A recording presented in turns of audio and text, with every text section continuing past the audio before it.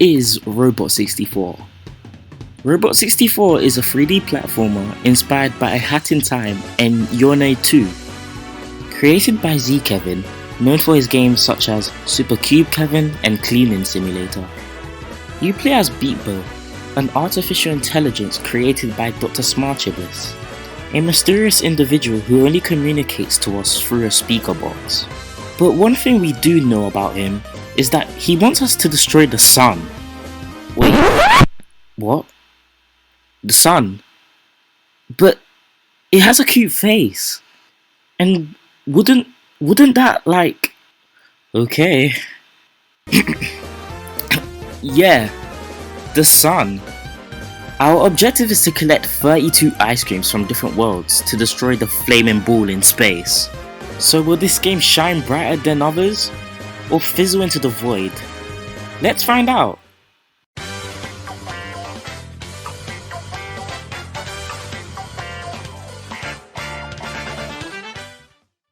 As you can see, Robot 64 is inspired by the Nintendo 64 era of games.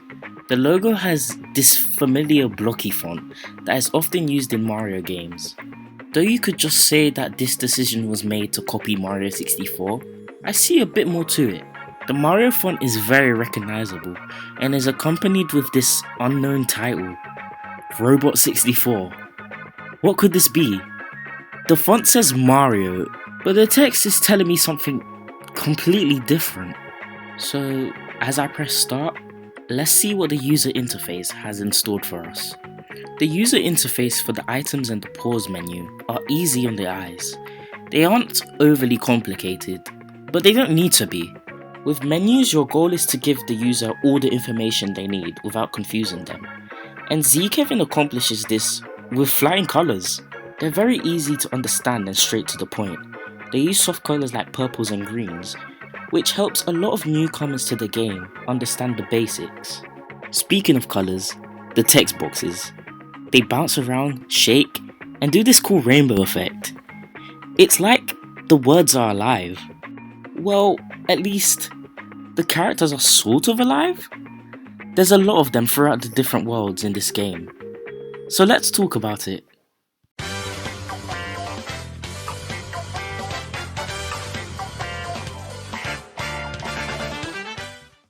Robot 64 has 6 worlds, which is a good amount for the scale the game is going for.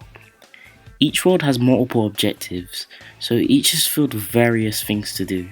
There's Turtle Tops, which takes place on a giant turtle in the sky.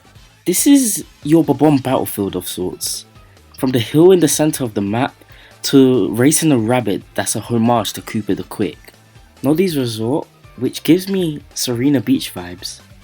Candy Aquarium, Hell, I mean the Hecklands, New Neo City, which always reminds me of the retro egg from Egg Hunt 2020, and Tiny Huge Bedroom, which is my personal favourite world.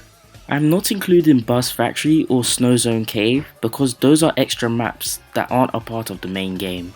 And also Planet Coboblon because that is more of a boss rush lobby, even though it's a literal planet. And of course, the hub, that doesn't have any objectives, but is essentially your Grantilda's lair of Robot 64, the levels that connect to other levels. The start of the hub is a nice introduction. It's a lab that Dr. Smile built to teach you the controls. It's a nice way of merging the plot with the gameplay, because Beepo is a robot that has just been activated, so they need to learn a few things, just like the player. Once you finish the tutorial, you get a nice overview of the hub, and the point of interest is the observatory, where you enter the other worlds. It honestly makes a lot of sense.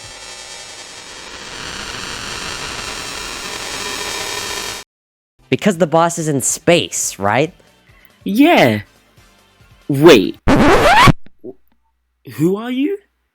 I'm Osira. Nice to meet you. Nice to meet you too? Wait. What are you doing in my... What are you doing here? I'm here to help you with your review. Roview. Yeah. What? I don't need help. Get out! Oh, trust me, you do. You just focus on the illustrations and I'll help with this bit. You're not meant to acknowledge those. Or he will... Anyways, my favorite world in Robot 64 would most likely be Naughty's Resort. I quite enjoy the central theme and location of the level as it's more tropical and takes place on a beach. Plus, it houses some simple but still exhilarating missions like the skateboarding one. Not to mention the boss fight of Naughty's Resort is pretty fun with some pretty intense music as well. Give me that!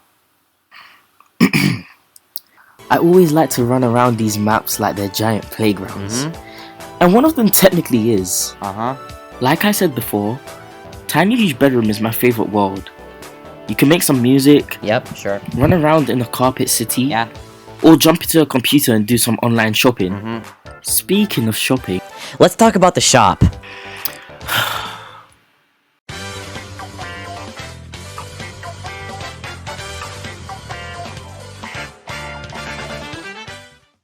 one of the best recent trends in 3D platformers are the outfits, and this includes Robot 64. It has a shop where you can buy hats. They're just cosmetic, but it's a nice feature to have. There's of course Bebo's cap, the sombrero, the propeller beanie, and more. Even this ugly thing.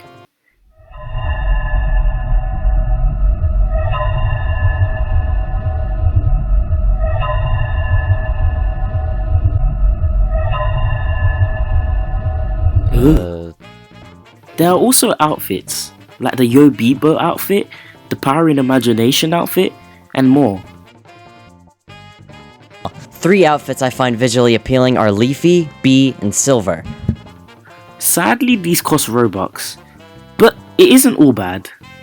When you start the game, you get a free token that allows you to get an exclusive hat that wouldn't be obtainable otherwise.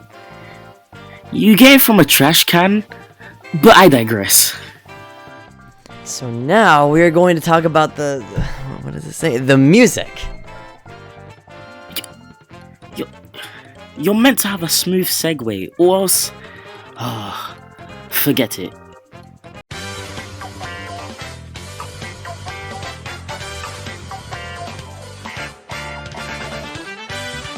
If you couldn't tell already, I'm a sucker for platforming adventure games, and a big reason for that are the soundtracks.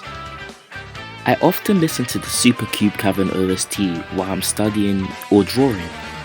Brimble Co., more specifically Kevin, Rao and Andrew, did a great job with the Robot 64 soundtrack.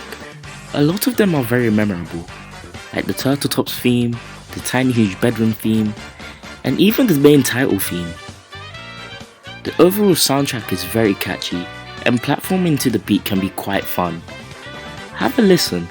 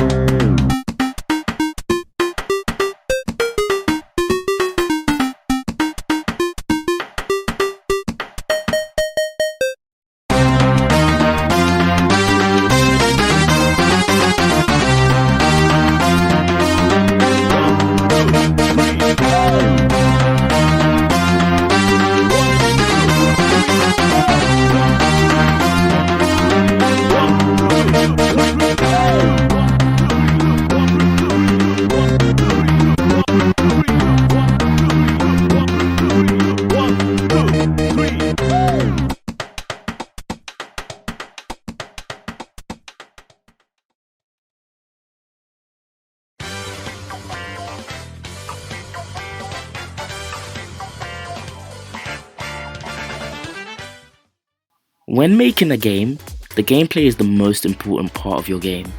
It has to be fun and innovative at the same time. Bebo controls really well and has an arsenal of movesets you can do, like a flutter jump reminiscent of Yoshi's iconic move, a dive, a backflip, and even glide. Running around is very fun, and the flirtiness of Bebo really complements the level design. Because the transitions between the moves are so seamless, it is as if the game is encouraging you to explore, without you needing to worry about janky physics or the odd glitch here and there. And if you're experienced enough, you can reach secret areas that otherwise you would be unaware of. I can only assume that making a moveset in Roblox isn't easy, so for Z-Kevin to do this without making the player feel limited is an achievement within itself. Fetch quests don't come off as tedious, and if for some reason you're tired of walking around, there are other methods of transportation, like the jetpack and skateboard. I really like doing tricks with the skateboard whenever I get the chance, and they are implemented in a way that doesn't feel forced. The objectives are very engaging, like the hidden cave in Turtle Tops where you have to find 8 eggs, and the objective where you have to reach a certain roof in New Neo City. A lot of them are really fun. But after you get the majority of ice creams in the world, you find yourself wandering around aimlessly, and it ends up making the world feel a bit empty at times. This isn't all bad though, because of the subzones, like the small house subzone in Turtle Tops, the shelf subzone in Tiny Huge Bedroom, and the subzone in the cave in Candy Aquarium. Yeah. These are inspired by the Mario Sunshine subzones, coupled with the moving platforms and the strange void as the background. Let's move on to the pros. And cons. The pros are the aesthetic. Robot 64 is of course inspired by many games, but it has its own identity that helps it stand out, like the characters and the iconic soundtrack. The controls. The movement is fun and promotes experimentation. The fact that they designed the moveset with a mouse and keyboard in mind is something I commend the devs for. The value. This is a 3D platformer that is, well, it's free. There's costumes that require microtransactions, but other than that, there are no strings attached. The variety. Robot 64 isn't just a 3D platformer, it also has extra stuff to do like the level creator and the extra worlds like Buzz Factory and Snow Zone Cave. The cons are more menu options. I would rather have save files be an option than restarting the whole game again. This could also encourage players to replay the game more often. In conclusion, if you're looking for an N64 inspired 3D platformer, this is for you. With witty characters and fun mechanics, you would be doing yourself a disjustice by not playing it. Robot 64 gets my personal rating of 9.3 out of 10.